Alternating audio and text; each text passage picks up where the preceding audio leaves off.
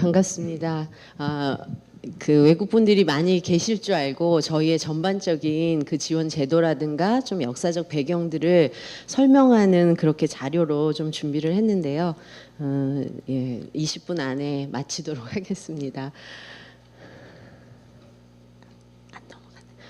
사회적 기업에 대한 붐이 한국에서 일고 있습니다. 지금 인증받은 사회적 기업은 사실은 그 작년 연말로 289개 그리고 오늘 현재로 하면은 뭐 319개 정도 돼서 한국 경제 안에서 차지하는 그 고용 비중도 0.03% 정도 되고, 그리고 전체 GDP 대비해서도 이렇게 0.01%밖에 안 되는 굉장히 미미한 그런 영향 또는 포지션을 갖고 있지만 실제 그것이 많은 사람들을 아주 꿈틀대게 만들고 있습니다.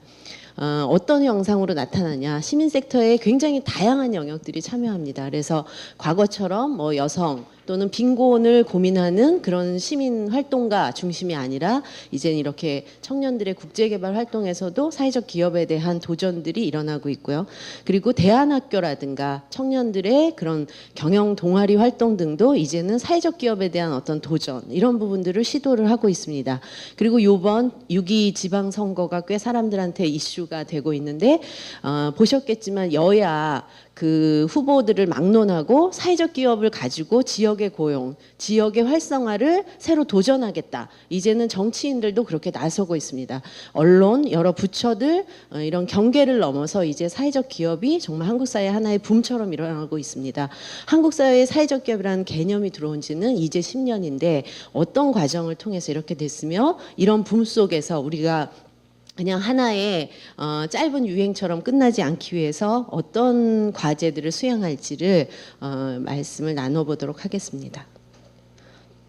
예. 한국의 정부에 의한, 그리고 한국의 사회적 기업 육성법에 의한 법적 사회적 기업에 대한 개념이 있습니다. 그리고 저 개념과 인증 기준, 인증 절차를 충족시켜야지만 한국에서는 사회적 기업이라는 용어를 사용합니다. 사회적 기업에게, 취약계층에게 사회 서비스를 제공하거나 일자리를 제공하거나 또는 지역사회의 공헌적인 활동을 제공하면서 기업처럼 고용과 수익을 만들어내서 좀 영속적인 자기 활동 기반을 만들었을 때 사회적 기업이라고 부르자라고 법에서는 어떤 한정을 하고 있지만, 실제 시민사회 내에서는 보다 더 넓은 의미의 커뮤니티 비즈니스, 사회적 경제라는 용어 등을 통해서 포괄적으로 접근하고 있습니다. 그러다 보니까 법 제정서부터 지금까지 계속되어 오는 논쟁들이 정부 주도적이다, 정부가 개념에 대한 거, 사회적 목적, 필요에 대한 것들, 그리고 사회 혁신성의 개념에 대한 것들, 이런 많은 것들을 정부 주도적으로 너무 가고 있다, 그런 이제 위험에 대한 지적들이 있어 왔습니다. 그리고 이제 그 인증 제도를 통해서 이렇게 크게 보면 3가지, 넓게는 7가지의 기준, 그래서 조직의 공신력과 기업적인 성격들, 그리고 사회적인 목적, 사회적인 어떤 소유 구조, 사회적인 재투자 구조를 가졌을 때 사회적 기업이라고 인증을 하고 있고요. 이런 인증 제도가 이제 도입될 수밖에 없었던, 그렇지만 환경이 있습니다. 한국 사회 안에서 이런 새로운 그 공익성과 수익성의 어떤 하이브리드적인 성격을 가진 조직이라는 것을 처음 봤습니다. 한국이 협동조합 운동의 역사가 그렇게 길지 못하고, 그리고 제3섹터가 과연 새로운 고용, 새로운 혁신의 정말 주체가 될 것이냐, 그것도 사회적 기업이라는 이름으로 라는 것에 대한 사회적 경험이 굉장히 적었고, 그러다 보니까 그런 사회적 공감대를 얻지 못하면서 사실은 이런 새로운 조직에 대한 뭐 재정 지원이라든가 여러 가지 정부의 어떤 그런 우호적인 환경 조성이 특혜가 아니냐라는 사실은 논란이 일면서, 그런 자유시장 경쟁의 논리에 우리가 한번 정면으로 그냥 이렇게 피하지 않고 맞서가 보겠다라는 차원에서 사실은 인증 제도를 통해서 엄선된 몇 개의 아주 사회적 목적성이 높은 조직에 대해서만 지원할 수밖에 없는 그런 환경들이 있었고, 그 속에 인증 제도가 채택되게 된 것입니다. 그래서 이것은 정부가 사실은 주도하기 위해서 인증 제도를 썼거나 정부가 사회적 기업의 개념을 굳이 협소하게 끌고 가기 위해서 했다라기보다는 우리 1, 2, 3섹터가 다 처할 수밖에 없었던 어떤 그런 사회적 환경의 한계가 아닐까, 이렇게 이해했으면 좋겠습니다. 이런 속에서 이제 현재 사회적 기업들이 319개의 모습을 보면 점차로 지방에서 많이 그 설립이 되고 있고, 그리고 초기에는 여성 중심, 그리고 단기간에 훈련돼서 파견돼서 일자리를 갖고 소득을 만들 수 있는 간병이나 가사도우미, 뭐 보육 또는 공부방 등의 그런 영역에서 이제 차츰 환경이라든가 문화 관광, 그리고 지역사회 뭐 관광, 이런 부분으로 점차 확대가 되고 있습니다. 사회적 기업의 경영 성과들을 보면 2008년 말 기준으로 월 급여는 한 100만 원 정도 평균 급여를 주게 되고, CEO들은 한 200만 원 정도. 그래서 국제적으로 협동조합들이 한 1대 6 정도 범위 안에서 최저 최고의 임금 격차를 가지면 건전하다라고 하는 그 범위 안에 있습니다. 그리고 오히려 이런 수준이 기존의 제2섹터의 기업 섹터 안에서 활동했었던 사람들이 경영 전문가로 넘어오기에는 아직 소득 수준이라든가 이런 것들이 열악하다라는 그런 평가를 받게 되고요. 그리고 사회적 기업에 대해서 중소기업이나 대기업의 평균 연봉하고 직접 단순 비교하는 그런 경우도 많이 있습니다. 그러면서 너무 열악한 근로 조건이다라고 하지만, 사실 이 취약계층들이 일하는 동종 업종, 뭐 간병 업종이라든가 재활용 청소 업종의 영리 기업하고 그 사회적 기업을 비교해 보면 오히려 한 뭐 10% 정도 더 우월한 그런 근로 조건들을 제공하고 있더라. 그래서 사회적 기업이 취약계층에게 꽤 적합하고 취약계층의 근로 조건을 개선하는 효과로 나타나고 있습니다. 이렇게 사회적 기업은 취약계층 비중이 전체 고용인구 11,000명 중에 한 64%, 그리고 서비스나 제품을 제공하는 소비자 중에 또 67%가 취약계층에게 무료나 또는 실비로 제공하듯이 공익성이 굉장히 높게 나타납니다.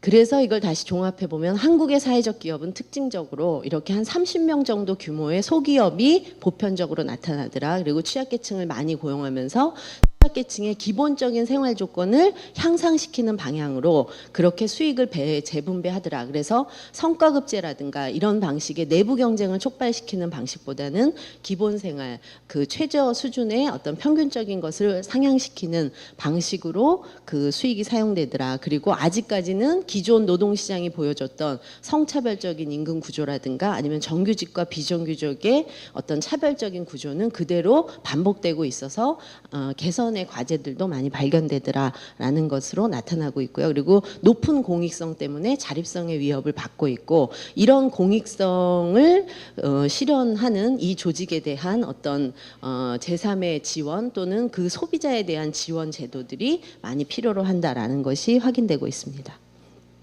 사회적 기업의 수는 이렇게 작지만 앞으로의 성장 전망은 꽤 높습니다. 정부가 지원하는 재정일자리 사업에서 20만 명, 이미 시민사회가 고용하는 사회서비스 영역에서 80만 명이 넘고요. 그리고 지자체가 이제 서울형 사회적 기업처럼 그렇게 예비 사회적 기업을 육성하기 시작을 했습니다. 게다가 이런 정부 지원과는 무관하게 자발적으로 도전하는 은퇴자들 또는 이런 청년들이 있고요. 그리고 많은 이 다양한 영역에서의 사회적 기업의 그 움직임들이 있기 때문에 앞으로 훨씬 많은 양적 질적 변화가 나타나겠다라고 전망할 수 있습니다.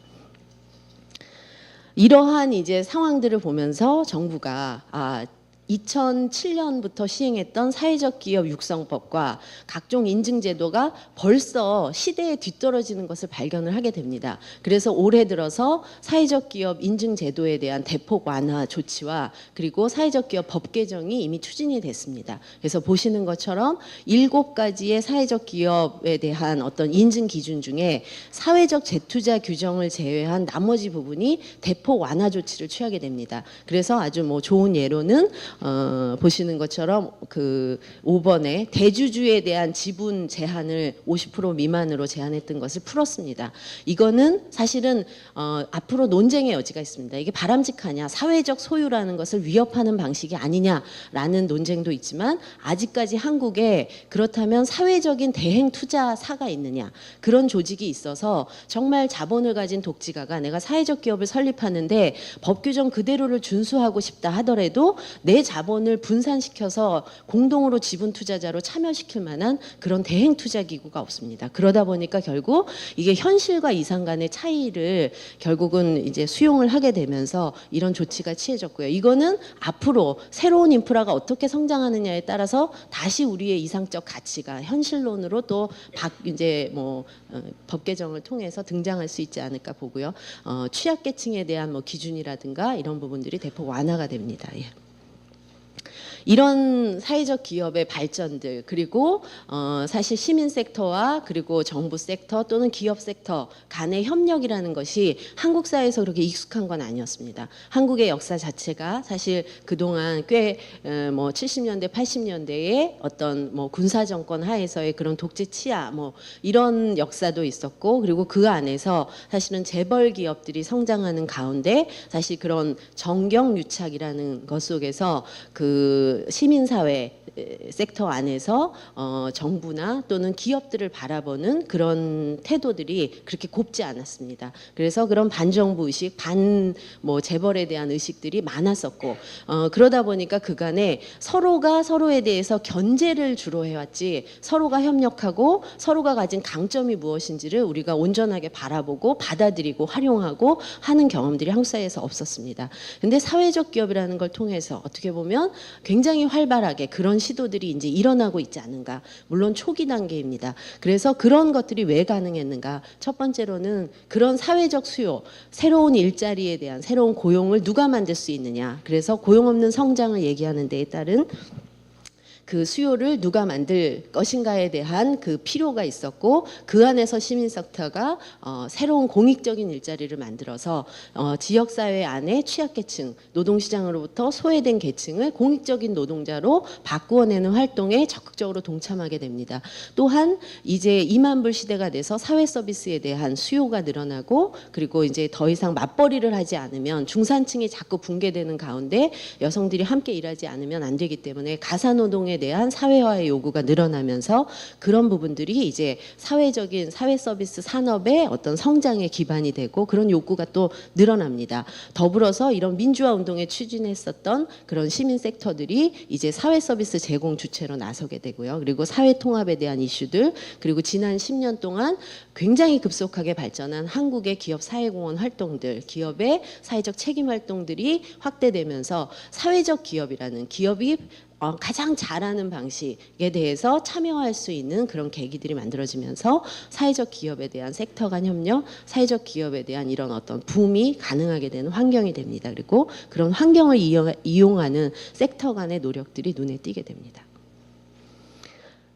그렇지만 아직까지 한국은 한국적 특성을 가지고 있습니다. 아직 복지국가 아주 초기이고 그래서 OECD 국가들 안에서 복지 예산의 그 수준을 비교해 보면 아직은 하위 단계에 놓여 있습니다. 사회 서비스라는 그런 것을 제공하는 정책이 나타난 것도 초기입니다. 그리고 이렇게 시민들이 국가나 자본에 대한 통제나 견제에 익숙했지만 시민들 스스로의 사회적 책임 활동에 대해서는 아직 낯설어하고 그것에 대한 어떤 실천 모델들이 많이 개발되지 않으면서 사실은 이런 어떤 시민적인 그 투자자, 시민적인 소비자 운동들이 나타나고 있지 못합니다. 그리고 저희가 도시화 과정에서 이런 농촌 공동체의 역사들 이런 것들이 다 잃어버리게 됐고요. 제3섹터들 역시도 사실은 이상으로 가치의 철학으로서는 호혜성에 입각한 연대를 얘기하지만 우리들끼리 내에서의 어떤 자원의 경쟁이라든가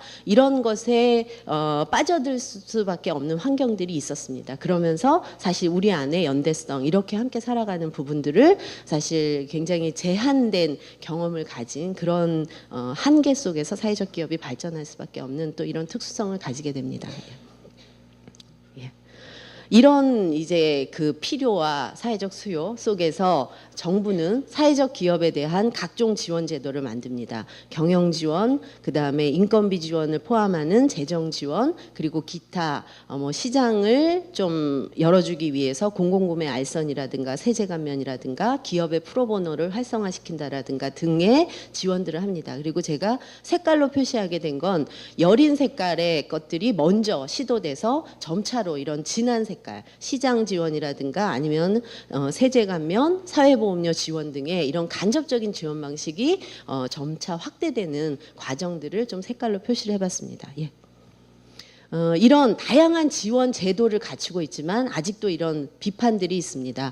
그래서 경영 지원에 있어서는 정말 그 경영 전문가들이 사회적 기업의 가치를 이해하고 사회적 기업이 가진 공익성과 수익성의 어떤 융합적인 그런 부분들을 알고 그리고 그걸 자문해 줄 수 있는 전문가 풀 자체가 없다. 그런 전문가를 함께 키우면서 사회적 기업이 성장해야 되는 환경 속에서 사실은 기존의 경쟁적인 그 어떤 기업을 자문했었던 경영 전문가들이 그 틀 그대로 사회적 기업계에 들어오는 것에 대해서 굉장히 경계하는 그런 반감들이 있습니다. 그래서 이런 과제들을 함께 해결할 필요가 있고요. 그리고 자본 조달에 대한 또 요구들이 높고 그리고 초기 그 시민 섹터가 부족한 재정들을 각종 포괄적인 그랜트 방식으로 좀 지원하면서 인건비 지원 제도가 가졌던 의존성을 좀 극복해 줄 것에 대한 요구들이 늘어나고 있습니다. 그리고 조금 그 사회적 기업에 대한 어떤 자본 제공들이 실제 최근에 뭐 미소금융이라든가 이런 쪽으로 그 지원 창구들이 넘어가면서 실제 사회적 기업들이 이 경영 과정에서 겪게 되는 사업에 대한 리스크 이런 것들을 고통을 함께 좀 감수하는 그런 태도들이 더 흐려지는 거 아니냐라는 문제의식들이 많이 되고 있어서 앞으로 새로 개발되는 여러 가지 뭐 펀드 운영이라든가에 있어서는 사회적 기업에 맞는 방식의 자본 조달 방식을 고민하고 정책을 개발할 필요가 있겠다라는 말씀을 드립니다. 예. 네, 이래서 그 앞으로 앞으로는 이런 지원 제도에서 조금 더 그 이 밑에 나오는 향후 5년 동안의 사회적 기업 육성 기본 계획을 보더라도 직접적인 재정 지원을 최소화하고 간접적인 지원 또는 어떤 사회적 기업의 우호적인 사회 환경 조성으로 가겠다. 그리고 사회적 기업가 뭔가 혁신성을 가지고 도전하는 사회적 기업가를 발굴하고 그들이 계속 실패에도 불구하고 도전할 수 있는 사회적 환경을 만드는데 정부가 좀 더 역할을 하겠다라는 것으로 이제 변하고 있습니다. 그래서 직접적인 인큐베이터에서 좀 촉진하고 그 환경을 조성하는 역할로 바람직하게 변하고 있지 않는가 이런 생각을 해봅니다. 그럼에도 불구하고 이제 몇 가지 조금 더 태도라든가 정부가 이 사회적 기업을 바라보는 데 있어서 뭐 이런 부분에서 개선돼야 될 한 5가지 정도를 말씀드리면서 마치겠습니다. 첫 번째로는 사회적 기업을 왜 육성하려 하는가 그 비전에 대해서 그리고 그 비전에 어울리는 어떤 추진 원칙에 대해서 다시 환기해보자. 사회적 기업에 대한 문제는 이런 여러 가지 사회적인 문제라든가 이런 수요들에 대해서 정부 혼자서 해결하던 방식들이 이제 더 이상 불가능하다. 그렇다면 어떻게 시민 섹터와 어떻게 기업 섹터와 협력할 것인가 라는 것 속에서 그 시민 섹터가 가지고 있는 그런 도전 정신, 자율성, 창조성을 활용하자. 그리고 그 속에서 시민사회의 어떤 분권적인 자치 능력 그리고 경제민주주의라는 것이 함께 성장할 수 있겠다라는 비전을 똑바로 세웠을 때 가능합니다. 정부의 단기적인 정책 과제를 해결하는 수단으로서 사회적 기업을 바라보는 것이 아니라 이런 장기적인 사회 변화의 어떤 비전을 가지고 그에 어울리게 어떻게 시민사회를 인파워먼트 시킬 것인가 라는 방법을 제1의 원칙으로 놓고 모든 정책들이 재설계돼야 되겠다라는 게 첫 번째고요. 두 번째로는 사회적 기업가의 역할을 제한적으로 바라보지 말자. 지금까지는 새로운 고용 창출의 어떤 주체로서만 바라봤었다면 그 창출된 일자리가 어떻게 질적으로 개선될 것인지